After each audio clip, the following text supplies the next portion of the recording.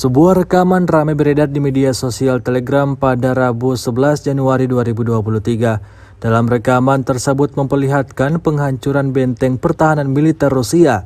Angkatan bersenjata Ukraina tidak berhenti menyerang pihak Rusia pun sebaliknya. Namun pada video yang beredar baru-baru ini beberapa prajurit khusus dengan badge berwarna hijau pada lengannya tersebut melakukan serangan bertubi-tubi ke tempat pasukan Rusia berada.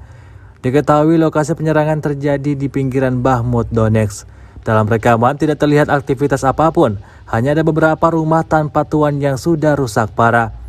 Pasukan khusus Ukraina juga beberapa kali melemparkan granat ke dalam rumah tak berpenghuni itu. Hingga video ini beredar, beragam komentar dituliskan warganet.